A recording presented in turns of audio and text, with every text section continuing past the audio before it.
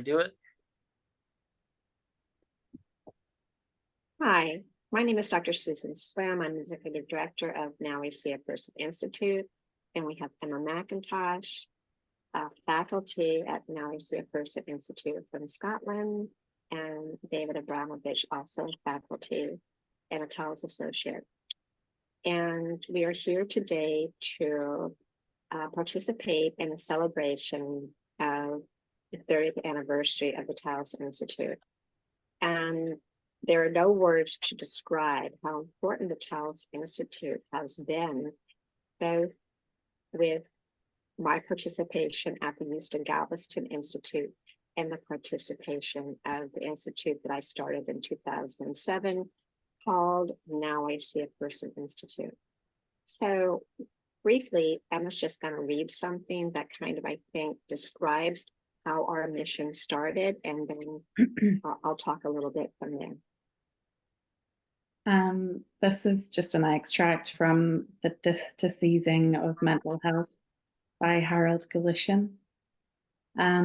Nobody can truthfully say of himself that he is filth, because if I do say it, though it can be true in a sense, this is not a truth by which I myself can be penetrated.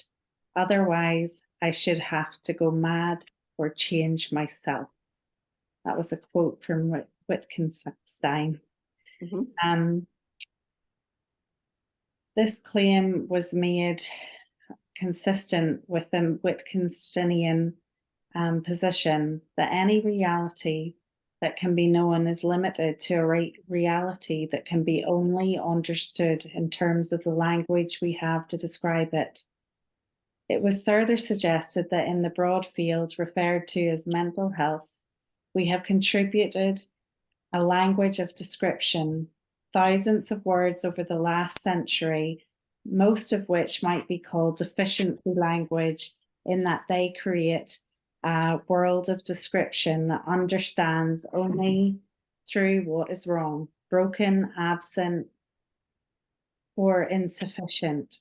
It was our conclusion in the letter of invitation that this deficiency language has created a world of mental health that can be compared to a black hole out of which there is little hope to escape, whether we be clinician, theorist, or researcher.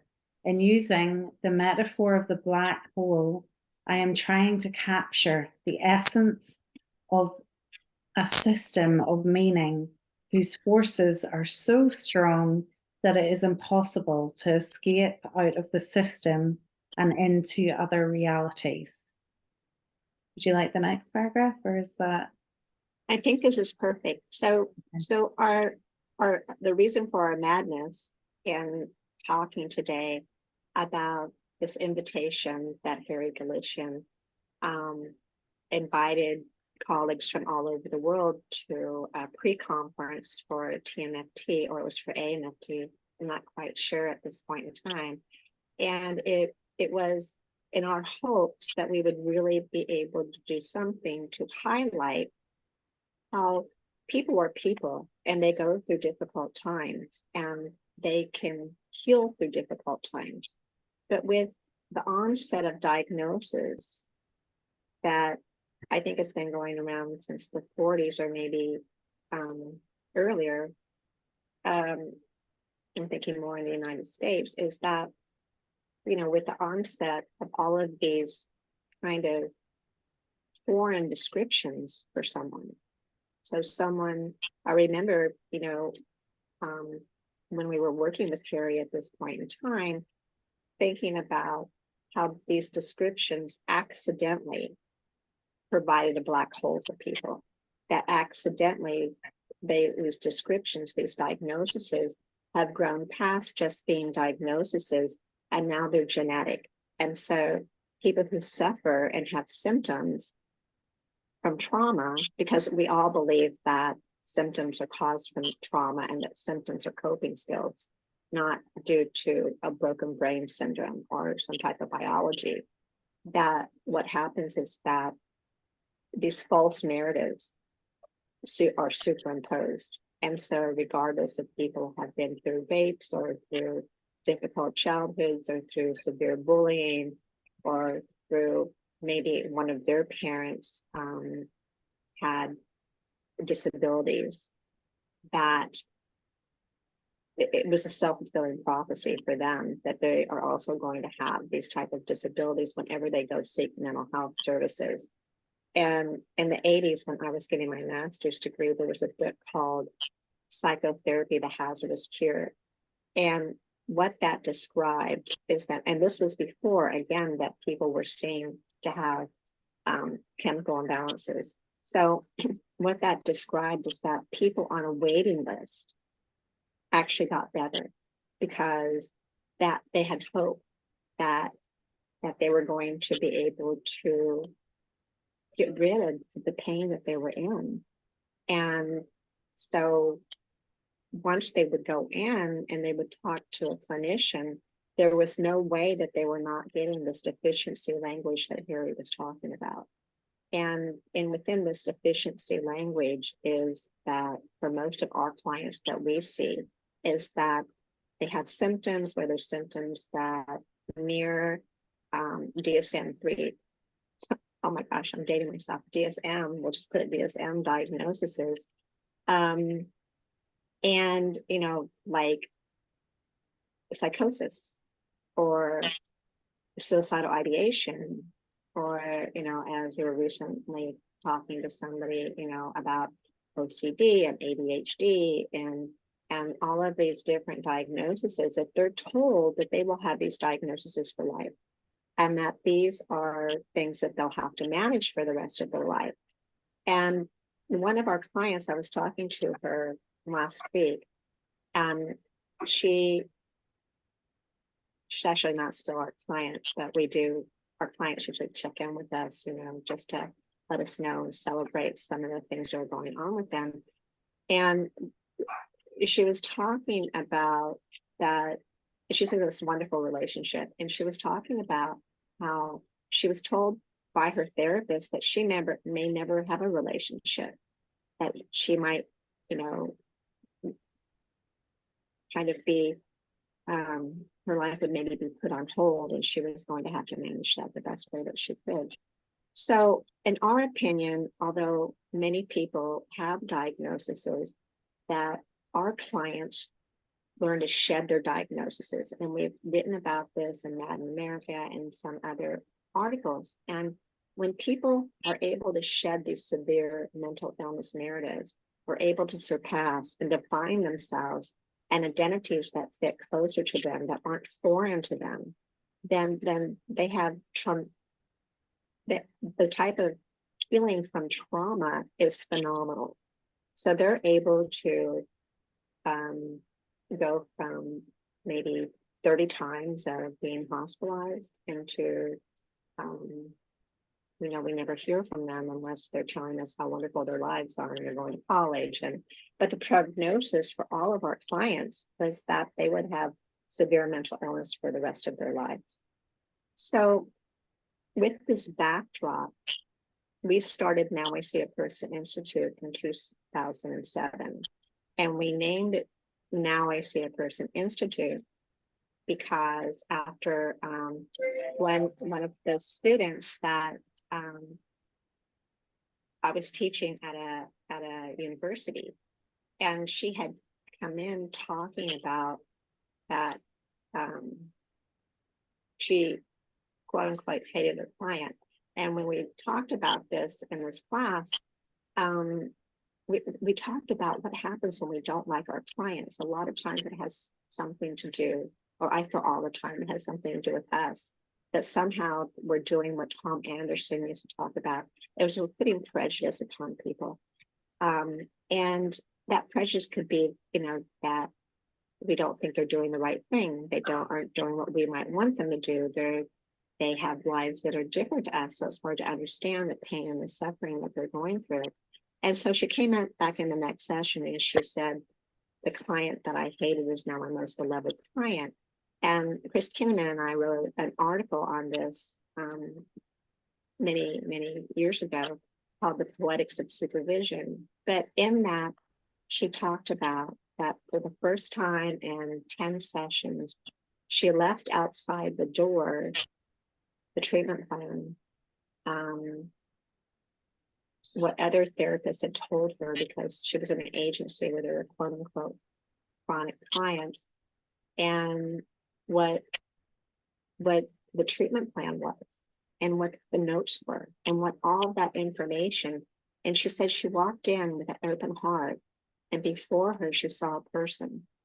And so I kept on echoing, now I see a person, because her mind was not clouded with those types of themes and paradigms and details. And so our premise is that using collaborative dialogical practices is that when we go in with process ethics or a caring stance, that we have the time to listen. And we do work as a team, but we've all also worked in individual types of situations. And when you go in there and you're able to have these caring conversations that are not informed conversations, we're honestly trying to hear what they would like to see happen differently. But through the process of hearing that, then solutions arise. And I think we've talked about that in the past as but the not yet said arises out of these collaborative conversations. And with dialoguing, there's dialogue in every, I think, every endeavor, right? And there's new meanings that is always coming up in every conversation. But for our clients have new meanings that they completely feel, that they're no longer having psychotic symptoms, that they no longer do not want to live, that they no longer fear the world or fear themselves. So I didn't know, like Emma or David, if there are things that you wanted to talk about that I just highlighted, or if you would like to ask questions, or what would you like to highlight in the short time that we have, and really thanking the Taos Institute for helping our ideas be able to live these 40 decades. Yeah, I mean, for me, learning this theoretical orientation really changed my life as a clinician and as a person, um, because I tended to be on the judgmental side, given the career that I came from, which was law. And I didn't really listen. I just thought I knew the answers. I thought that, oh, this person um, is coming to us with this, and if they just change this one thing, they'll be just fine. And I was very wrong, because I didn't know the answers because I didn't know them, and I really had to get the real story from them, which could be different each day. So I had to listen intently each and every single day, and really check in with my clients, and really listen, and open up my heart, which Dr. Swim always tells me to do, is just open up your heart. And when I listened with my heart, not my head, and I don't believe in leaving pragmatism at the door, but sometimes you do have to listen with your heart and not your pragmatic head, because sometimes your head's not even that pragmatic. It's pragmatic to you, but is it pragmatic to them? And that's what matters. So I really learned to listen, and with it, historical, um, the history of Now I See a Person, and with the Houston Galveston Institute and the Taos Institute, I had this wealth of knowledge, and of course with Dr. Swim aiding me and really being my mentor, I learned how to listen and put my prejudices aside. Not that I continue to struggle with that, but I'm aware of it, and I'm able to check myself. And it's a lot harder than it seems because we have many um, assumptions and ideas in our head that we don't even know about until we start talking. And then we're like, oh, and we really just have to put those aside and open up our heart and listen. And that's why this is such a humanistic theoretical orientation that heals. That along with you know, I guess I've been talking about process ethics the whole time, but along with working in a team, because your heart's not only open, but the team's collective heart is open. And when, you know, three hearts are better than one, you know, I think three hearts are better than 6 ears. And and when we're all of our hearts are open, we're able to reflect with each other and reflect with the client, and magic does happen. We just have to not get in the client's way and really listen with our heart and not our head or ears. Thank you. So Emma, was there something that you would also like to share? I just, but yeah, echo everything that David has just said. That I think that team approach has been really like meaningful to my learning, in that what David was saying in terms of that we do have assumptions and things that we don't even know exist for us, and as a team we challenge each other on that, you know, not challenge, but we have dialogue, we have conversation about that, and that means that we can be completely authentic and open with the family in front of us, or the person in front of us. And I think the other added thing within that is that when you're working as a team for a family or individual sitting in front of you, for them to be listened and heard by three different people plus their community of support, it's such a well, people describe it as a meaningful experience, that their voice has been echoed so many times and they really feel heard. And so what you were saying, Dr. Swim, is that something happens when people feel heard. They can come up with their own solutions and their own meaningful solutions, things that they wouldn't have had the time to think about before, and are given that space and time to really be heard. And yeah, it's just a very meaningful experience for You me. know, Yeah.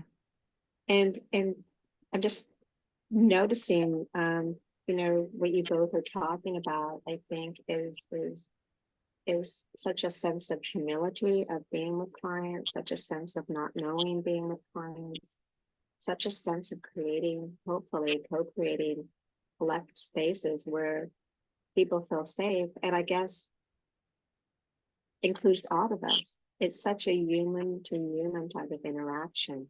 And I know for myself that the Taos Institute has been so wonderful to have as colleagues and resources.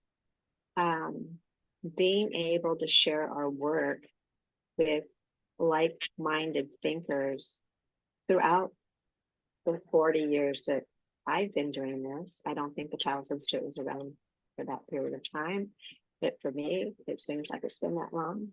But having where you can access different colleagues that aren't close by. You know, I think it feels to me like the Taos Institute for me has been this family.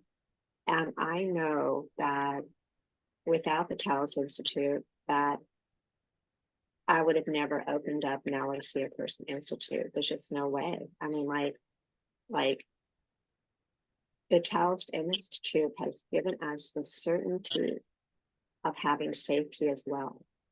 And so from the bottom of my heart, I want to wish the Taos Institute another 30 years or another 40 years. And I look forward to the new generation, such as the one that are with me today, carrying on this work. So thank you so much, everybody at the Taos Institute, from the people that helped begin this to the new people that will just be coming on to that Taos Institute. It has been a wonderful endeavor in my life, and I know it will be for everyone else. So thank you and happy anniversary.